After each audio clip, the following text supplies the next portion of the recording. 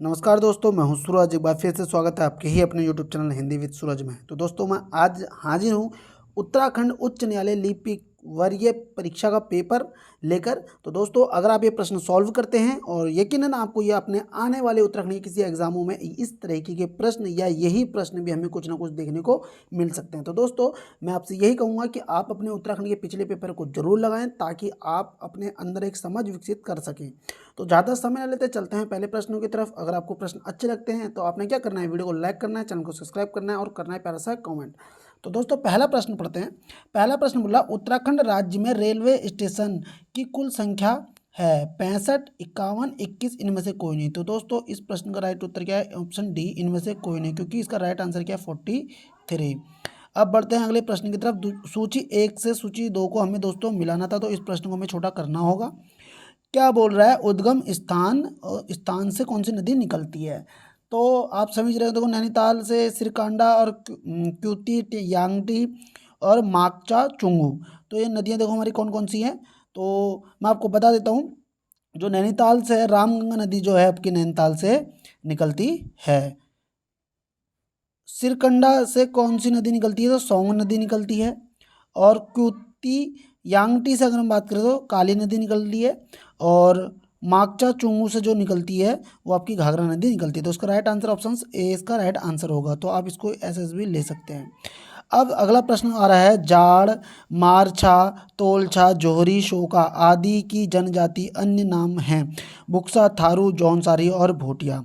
तो इसका right answer क्या हो सकता है, आप मुझे बताएंगे। तो इसका राइट आंसर है ऑप्शन डी। और अगर आपको जनजाति की मॉक टेस्ट देखने हैं तो आप मेरे चैनल पे जाकर प्लेलिस्ट में जाइए और वहाँ पे एक जनजाति का मॉक टेस्ट बना हुआ है दोस्तों। तो उसमें उत्तराखंड की सारी जनजातियों के मॉक टेस्ट और पूरी डिटेल्स के साथ मैंने चीज़ें बताई हुई हैं। यकीनन आपको काफ़ी सारे डाउट वहाँ से क्लियर हो सकते हैं। अब बढ़ते हैं अगले प्रश्न की तरफ। चौथा प्रश्न है, जिम कॉर्बेट नेशनल पार्क की स्थापना किस वर्ष हुई थी? तो इनमें से कोई नहीं और 1936 भी इन्होंने दिया हुआ है। तो उसका राइट आंसर क्या हो सकता है, आप सभी समझ रहे होंगे। तो उसका राइट आंसर क्या है? ये इनमें से कोई नहीं वाला तो नहीं है, 1936 का राइट आंसर है। अब बढ़ते हैं अगले प्रश्न की तरफ। पांचवा प्रश्न आ रहा है, अनुसुईया प्रसाद बहुगुणा को किस और नाम से जाना जाता है? उत्तराखंड की गांधी, लोक रत्न, गढ़ केसरी, इनमें से कोई नहीं। तो इस प्रश्न का राइट उत्तर क्या हो जाएगा? गढ़ केसरी को अनुसुईया प्रसाद बहुगुणा मतलब गढ़ केसरी नाम से भी जाना जाता है। और उत्तराखंड की गांधी तो इंद्रमणि बडौनी हैं। ठीक है दोस्तों, अब बढ़ते हैं अगले प्रश्न की तरफ। प्रश्न संख्या आ रही है छठा, मीलम एक है नदी, मंदिर, ग्लेशियर, इनमें से कोई नहीं। तो दोस्तों, इसका राइट आंसर क्या है? ग्लेशियर है। ठीक है, मीलम क्या है आपका? ग्लेशियर है। अब बढ़ते हैं सातवें प्रश्न की तरफ। सातवां प्रश्न बोल रहा है, बागेश्वर जिले में निम्न में कौन सा ग्लेशियर स्थित है? पिंडारी, कफनी, मैकतौली, उपरोक्त सभी। कहाँ की बात कर रहा है? तो बागेश्वर जिले की कर रहा है। तो इस प्रश्न का राइट उत्तर क्या हो जाएगा, आप सभी समझ रहे होंगे? ऑप्शन डी, क्योंकि मैकतौली भी आपका बागेश्वर में है, कफनी आपका बागेश्वर में है, पिंडारी भी आपका बागेश्वर में है। पिंडारी ग्लेशियर की क्या खासियत थी, कमेंट करके बताएंगे दोस्तों, क्योंकि ये अपने में यूनिक है। आप सभी समझ गए होंगे मैं क्या बोलना चाह रहा हूँ, तो आप इसके बारे में कमेंट करेंगे। आठवां प्रश्न आ रहा है, उत्तराखंड में नानक सागर स्थित है, देहरादून में, चमोली में, उधम सिंह नगर में, इनमें से कोई नहीं। कौन सा सागर? आपका नानक सागर। तो ये कहाँ पर है? उधम सिंह नगर में स्थित है। अब आ रहा है आपका नौवां प्रश्न, कॉमनवेल्थ गेम को मूलतः किस नाम से जाना जाता है? British Kings Games, British Empire Games, International Games, इनमें से कोई नहीं। तो उसका राइट आंसर क्या हो जाएगा? इसका राइट आंसर है ब्रिटिश एम्पायर गेम्स। अब बढ़ते हैं आपके 10वें प्रश्न पर। इसमें सूची को मिलाना था, तो इसको थोड़ा सा छोटा करना पड़ेगा इस पर, क्योंकि कोट हमें दिखाने पड़ेंगे आपको जरूर इसके। ठीक हो गया, ये हमारा प्रश्न बना। तो मजदूर दिवस 1 मई, तो हमें देख लो लास्ट का डी किसमें, इसमें भी है, इसमें भी है। तुम्हारे ये दो ऑप्शन तुम्हारे पहले से ही हो गए हमारे कट। ठीक है, अब 1 दिसंबर का एड्स दिवस होता तो पहले का तीसरा बनना चाहिए, तो पहले का तीसरा यहाँ हो रहा है। अच्छा, इसमें 5 विकल्प दिए हैं, तो इसे अभी हम रोकेंगे। मैंने सोचा 4 में ही होगा ना। तो हमें पता है कि एड्स दिवस क्या होता है, एड्स दिवस जो होता है आपका दिसंबर में होता है ना। तो इसका ये राइट आंसर हो गया ऑप्शन सी। पहले से ये प्रश्न हमारा सी क्लियर हो गया है। तो दूसरे का देखते हैं। दूसरे में देखो 8 मई है रेड क्रॉस दिवस, और गणतंत्र दिवस 26 जनवरी हो गया, और आपका बाल दिवस 14 नवंबर हो गया और मजदूर दिवस 1 मई हो गया। तो उसका राइट आंसर सी हो जाएगा। अब बढ़ते हैं 11वें प्रश्न की तरफ। निम्न में से कौन सा देश सार्क का सदस्य नहीं है? सार्क का सदस्य नहीं है। भूटान, नेपाल, बांग्लादेश, म्यांमार। तो इस प्रश्न का राइट उत्तर क्या हो जाएगा? तो हम सभी समझते हैं म्यांमार इसमें नहीं है। ठीक है, इसका होता है MBBS, पेन, पेन। ठीक है, 8 देश बनते हैं और इसकी ये ट्रिक बनती है दोस्तों। अब बढ़ते हैं अगले 12वें प्रश्न की तरफ। प्रसिद्ध दून स्कूल की स्थापना किसने की थी? विजय लक्ष्मी पंडित, जवाहरलाल नेहरू, CR दास, इनमें से कोई नहीं। तो इसकी स्थापना कब किसने की है? तो CR दास ने की है, इसकी दून स्कूल की। अब हमारा 18वां प्रश्न आ रहा है। 13वां प्रश्न, उत्तराखंड में निम्न में किनका कार्य क्षेत्र पर्यावरण रहा है? चंडी प्रसाद भट्ट, सुंदरलाल बहुगुणा, अनिल जोशी, उपरोक्त सभी। तो इस प्रश्न का राइट उत्तर क्या हो जाएगा? उपरोक्त सभी। 14वां प्रश्न आ रहा है। राष्ट्रीय संस्कृत विद्यापीठ अवस्थित है नई दिल्ली में, हरिद्वार में, तिरुपति में, देहरादून में। राष्ट्रीय संस्कृत विद्यापीठ, तो इसका राइट उत्तर क्या हो जाएगा? तिरुपति में। ठीक है, तिरुपति। कई लोग हरिद्वार में भी लगा सकते हैं गुरुकुल का आंगड़ी समझकर, लेकिन राष्ट्रीय संस्कृत विद्यापीठ जो है वो आपका तिरुपति में स्थित है। अब बढ़ते हैं अगले प्रश्न की तरफ। 15वां प्रश्न आ रहा है। उत्तराखंड राज्य की न्यूनतम नगरीय जनसंख्या वाला जिला है? बागेश्वर, रुद्रप्रयाग, चंपावत और उत्तरकाशी। नगरीय जनसंख्या वाला कौन है? बागेश्वर। 16 प्रश्न की तरफ बढ़ते हैं। 16 प्रश्न क्या बोल रहा है? भारत के निम्न में से किस वर्ग के आरक्षित क्षेत्रों में स्थानीय लोगों को जीव भार एकत्रित करने और उसके उपयोग की अनुमति नहीं है? जैव मंडल आरक्षित क्षेत्र, राष्ट्रीय उद्यानों में, रामसर सम्मेलन में, पोषित आर्द्र भूमियों में, वन्य जीव अभ्यारण्य में। तो इसका सही उत्तर क्या हो जाएगा? जैव मंडल आरक्षित क्षेत्रों में रहने वाले व्यक्तियों को भार एकत्रित करने और उसके उपयोग की अनुमति नहीं होती है। अब बढ़ते हैं अगले प्रश्न की तरफ। 17वां प्रश्न, राज्यपाल की नियुक्ति की जाती है केंद्रीय कैबिनेट, माननीय उच्चतम न्यायालय के मुख्य न्यायाधीश, लोकसभा अध्यक्ष या फिर भारत के राष्ट्रपति द्वारा? तो इस प्रश्न का राइट उत्तर क्या हो जाएगा? भारत के राष्ट्रपति द्वारा की जाती है। 18वां प्रश्न है। निम्न में से किस राज्य में प्रथम बार पंचायती राज लागू हुआ? उत्तर प्रदेश, बिहार, राजस्थान, इनमें से कोई नहीं। तो इस प्रश्न का उत्तर क्या हो जाएगा? राजस्थान में हुआ था। ठीक है, पंडित जवाहरलाल नेहरू। 19वां प्रश्न आ रहा है। भारत संविधान की व्याख्या को सुनने के लिए माननीय उच्च न्यायालय के कितने न्यायाधीश की आवश्यकता होती है? तो ये बहुत अच्छा प्रश्न है। संविधान की व्याख्या को सुनने के लिए माननीय उच्चतम न्यायालय के कितने न्यायाधीशों की आवश्यकता होती है? 5, 9, 10, इनमें से कोई नहीं। तो इसका राइट उत्तर क्या हो जाएगा? 5 न्यायाधीशों की आवश्यकता पड़ती है। अब बढ़ते हैं अगले प्रश्न की तरफ। 60 किग्रा भार में कुश्ती में ओलंपिक, ये देखो 2012 के समथिंग में पूछा गया है, कांस्य विजेता। तो इस प्रश्न का उत्तर क्या है मैं बता देता हूँ, योगेश्वर दत्त, लेकिन ये काफ़ी पुराना हो जाएगा। अब देखो ये 2012 2012 2012, कोई दिक्कत नहीं। 23वें प्रश्न की तरफ बढ़ते हैं। व्यास गुफा उत्तराखंड में कहाँ स्थित है? बद्रीनाथ, केदारनाथ, देवलगढ़, इनमें से कोई नहीं। तो जो व्यास गुफा है वो आपकी कहाँ पर है? बद्रीनाथ में है। अगला प्रश्न आ रहा है कि निम्न शासकों में किसने हजरत ए आला की पदवी, किसकी हजरत ए आला की पदवी धारण की है? शेरशाह सूरी, बलबन, अकबर, इनमें से कोई नहीं। तो इस प्रश्न का राइट उत्तर क्या हो जाएगा? शेरशाह सूरी। ठीक है, GT रोड किसने बनाई है? शेरशाह सूरी ने बनाई है। तो वही इसका उत्तर सही हो जाएगा। कौन? हजरत ए आला की उपाधि भी धारण की है। अब बढ़ते हैं 25वें प्रश्न की तरफ। निम्न में से किसने अलाउद्दीन खिलजी के सेना नायक के रूप में कार्य नहीं किया? अल्प खान, खिज्र खान, नुसरत खान, इनमें से कोई नहीं। किसके उसमें? अलाउद्दीन खिलजी। मैं इस प्रश्न को थोड़ा सा बड़ा कर देता हूँ पहले,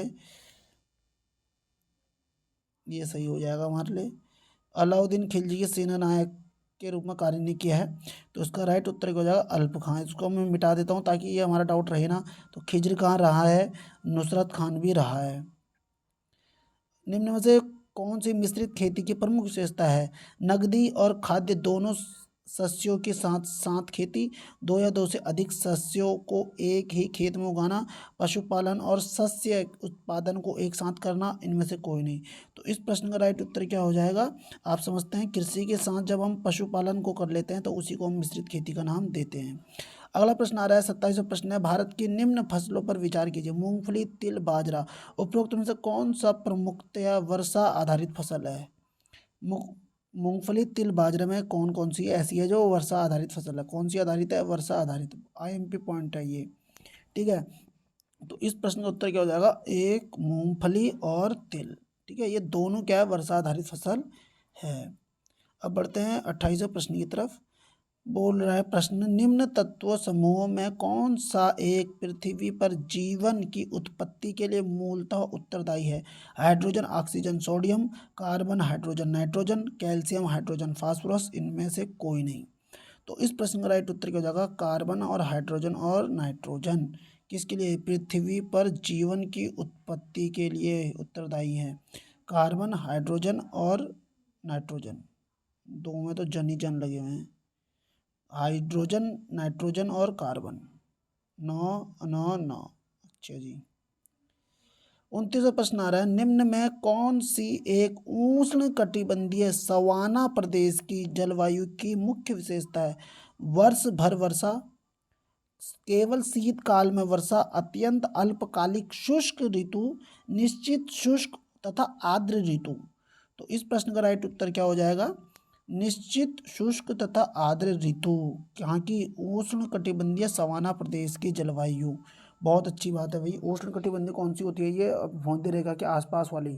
निश्चित शुष्क, क्योंकि वहाँ पे वर्ष भर सूर्य की किरणें लंबवत चमकती है। निश्चित शुष्क तथा आर्द्र ऋतु। अगला प्रश्न की तरफ बढ़ते हैं। 30वां प्रश्न आ रहा है, क्या बोल रहा है तीसरे प्रश्न के लिए? नीचे दिए गए कोड से उत्तर चुनिए एवं सूची 1 को सूची 2 से मिलाइए। तो ये तहसीलें हैं दोस्तों। देखो, तहसीलें आपको याद होनी चाहिए कौन सी तहसीलें कहाँ होती हैं, तो ही आपका ये प्रश्न सही बन पाएगा। तो इस प्रश्न का राइट उत्तर क्या होने वाला है आपको मैं बता देता हूँ। जो सोमेश्वर है वो अल्मोड़ा की है, और जो भटवाड़ी है ये आपकी उत्तरकाशी की है, बैरीनाग जो है आपकी पिथौरागढ़ की है, और पोखरी जो है वो कहाँ की है? चमोली की है। तो इसका राइट आंसर क्या हो जाएगा? ऑप्शन सी इसका राइट आंसर हो जाएगा। अब बढ़ते हैं अगले प्रश्न की तरफ। चंडी देवी और मनसा देवी प्रसिद्ध मंदिर कहाँ स्थित है? देहरादून, नैनीताल, हरिद्वार और चमोली। तो इस प्रश्न का राइट उत्तर क्या हो जाएगा? हरिद्वार हो जाएगा। अब बढ़ते हैं अगले प्रश्न की तरफ। उत्तराखंड में भारत इलेक्ट्रॉनिक्स लिमिटेड बेल कहाँ स्थित है? हरिद्वार, कोटद्वार, देहरादून और नैनीताल। तो इस प्रश्न का राइट उत्तर क्या होने वाला है आपका? कोटद्वार, पौड़ी, गढ़वाल में। 33वां प्रश्न आ रहा है, उत्तराखंड में हिंदुस्तान मशीन टूल्स लिमिटेड मतलब कि HMT कहाँ स्थित है? हरिद्वार, देहरादून, रानीबाग और ऋषिकेश। तो इस प्रश्न का उत्तर क्या है? रानीबाग। अब बढ़ते हैं अगले प्रश्न की तरफ। उत्तराखंड उच्च न्यायालय स्थित है, ये तो नैनीताल में ही है, ये तो हम सबको पता है ना, नैनीताल में। उत्तराखंड लोक सेवा आयोग स्थित है नैनीताल, इलाहाबाद, हरिद्वार, देहरादून। तो इस प्रश्न का राइट उत्तर क्या हो जाएगा? हरिद्वार में। अब बढ़ते हैं अगले प्रश्न। कालीमठ मंदिर किस जनपद में स्थित है? कालीमठ। तो इस प्रश्न का राइट उत्तर क्या हो जाने वाला है? रुद्रप्रयाग में। कालीमठ मंदिर कहाँ है? रुद्रप्रयाग में है। निम्न में से किसे धूप का विटामिन कहा जाता है? ए को, के को, डी को और ए और बी को। तो हम सभी जानते हैं विटामिन डी को क्या बोलते हैं? धूप का विटामिन कहते हैं। किसी विटामिन को विटामिन PP भी कहा जाता है? निकोटिनिक अम्ल, पायरोडॉक्सिन, पैंथोथिनिक अम्ल, बायोटीन। PP भी कहा जाता है। तो इस प्रश्न का राइट उत्तर क्या होने वाला है? PP, निकोटिनिक अम्ल, PP। हिंदी दिवस मनाया जाता है, हम सभी को पता है 14 सितंबर को। तो ऐसे प्रश्नों में हमने समय नहीं लेना है। वर्तमान में उत्तराखंड में कितने जिले हैं? तो ये 13 जिले हैं। बुखाल मेला उत्तराखंड के किस जनपद में आयोजित होता है? अल्मोड़ा, चंपावत, पौड़ी और उत्तरकाशी। बुखाल मेला। तो इस प्रश्न का राइट उत्तर क्या हो जाएगा? पौड़ी, गढ़वाल में बुखाल मेला। निम्नलिखित 42वां प्रश्न क्या बोल रहा है? निम्नलिखित सिने कलाकारों में कौन उत्तराखंड राज्य से है? ओम शिवपुरी, हिमानी शिवपुरी, अर्जुन रामपाल, इनमें से कोई नहीं। तो इस प्रश्न का राइट उत्तर क्या हो जाएगा? हिमानी शिवपुरी। ब्रह्म कमल प्राकृतिक रूप से पाया जाता है काजीरंगा के वनों में, Corbett national park, silent valley, Kedar घाटी में। तो इस प्रश्न का उत्तर क्या हो जाएगा? केदार घाटी में पाया जाता है। 44वां प्रश्न आ रहा है, निम्न में से एक गलत सुमेलित चुनिए। सूखा ताल नैनीताल, द्रोण सागर देहरादून, विष्णु ताल चमोली, काणा ताल उत्तरकाशी। तो इस प्रश्न का राइट उत्तर क्या होने वाला है? द्रोण सागर। ये तो काशीपुर में है अपना, बोले तो उधम सिंह नगर में है, ठीक है। तो ये कट हो जाएगा। तो यहाँ पे याद रखो, तो काणा ताल कहाँ है? उत्तरकाशी में है। उत्तर काशी। विष्णु ताल चमोली में है, जयवद्री विशाल विष्णु। और सूखा ताल नैनीताल में है, जहाँ हमेशा पानी है वहीं सूखा भी ताल है। देखो निम्न में कौन सा स्थान देहरादून में स्थित नहीं है? लक्ष्मण सिद्ध, कालू सिद्ध, गुच्चू पानी और बुग्गा वाला देहरादून में नहीं है। तो इसका राइट का आंसर क्या है? बुग्गा वाला आपका देहरादून में नहीं है। कालू सिद्ध देहरादून और लक्ष्मण सिद्ध और कालू सिद्ध, लक्ष्मण सिद्ध और कालू सिद्ध दोनों कहाँ पर हैं? देहरादून में। और गुच्चू पानी भी देहरादून में। 1984 में भोपाल गैस त्रासदी हुई क्योंकि मिथाइल आइसोसाइनेट ने CO2 से क्रिया की। ये बहुत अच्छा आया। देखो मिथाइल आइसोसाइनेट, ये प्रश्न हमेशा ये बनता था कि ये 2 दिसंबर की ऐसी कुछ की घटना थी ये। और 1984 में मध्य प्रदेश के भोपाल त्रासदी गैस में कौन सी गैस से रिसाव से ही लोग मरे थे? तो मिथाइल आइसोसाइनेट। लेकिन ये बोला कि मिथाइल आइसोसाइनेट ने किसके साथ अभिक्रिया की है, या किसके साथ उसने क्रिया की थी? तो इसका राइट उत्तर क्या हो जाएगा? इस प्रश्न का राइट उत्तर हो जाएगा आपका जल से क्रिया की थी। बहुत अच्छा प्रश्न आया। देखो ये जल से क्रिया की थी। ग्रीन मफलर किस प्रकार के प्रदूषण के विरुद्ध प्रयोग है? वायु, जल, मृदा, ध्वनि। तो इस प्रश्न का राइट उत्तर क्या है? और ये इस प्रश्न को हल्के में मत लेना। ग्रीन मफलर ये काफ़ी बार पूछ लिया भैया पेपरों में, ग्रीन मफलर ध्वनि के। अगला है पेट्रोल डीजल से चलने वाले स्वचालित वाहनों के रेस से मुक्त किस प्रदूषण की मात्रा सर्वाधिक होती है? CO, CO2, N2, S2, PB, hydrocarbon. तो इस प्रश्न का राइट उत्तर क्या हो जाएगा? आपका CO। ठीक है। अगला आ रहा है कभी कभी झील में वाटर ब्लूम्स का पाया जाना प्रदर्शित करता है किसका? पोषण की कमी, ऑक्सीजन की कमी, अत्यधिक पोषण की उपलब्धता, झील में शाकाहारियों की अनुपस्थिति। थोड़ा सा मैं छोटा कर देता हूँ ताकि आपको प्रश्न अच्छे से दिख जाए। तो इसका राइट आंसर है ऑक्सीजन की कमी। कभी कभी झील में वाटर ब्लूम्स, मैं इसको थोड़ा सा छोटा कर देता हूँ, मेरे यहाँ से ग्लास में प्रॉब्लम आई हुई है मोबाइल के। तो वाटर ब्लूम्स जो है ऑक्सीजन की कमी के कारण होता है। मिनी माता रोग किस प्रदूषक से संबंधित है? तो इस प्रश्न समुद्र में फैला तेल, वायुमंडल में आर्सेनिक के जमा होने से, औद्योगिक वर्ज्य पदार्थ पारा से, और मनुष्य के कार्बनिक वर्ज्य पदार्थ का पीने के जल से मिलना। तो इस प्रश्न का राइट उत्तर क्या हो जाएगा आपका? औद्योगिक वर्ज्य पदार्थ पारा। मतलब कुल मिला के आप याद रखना पारा से होता है मिनी माता रोग, बस इतना याद रखो, बस पारा से अधिकतर। भारतीय सुदूर संवेदी संस्थान नई दिल्ली, लखनऊ, इलाहाबाद, देहरादून। भारतीय क्या सुदूर संवेदी संस्थान कहाँ पे है? तो आपको बता दूं ये देहरादून में स्थित है। पायरिया होता है जीवाणु से, ट्राइकोमोनास ट्रिनेके टीनेक्स से, एंट अमीबा जिंजीवैलिस से, उपरोक्त सभी। जो पायरिया होता है आपका ये होता है जीवाणु से। ठीक है, पायरिया किससे होता है? जीवाणु से होता है।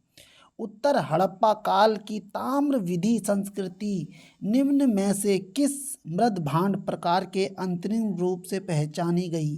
सोठी मृदभांड, गेरू, स्वर्णी मृदभांड, चित्रित धूसर मृदभांड, इनमें से कोई नहीं।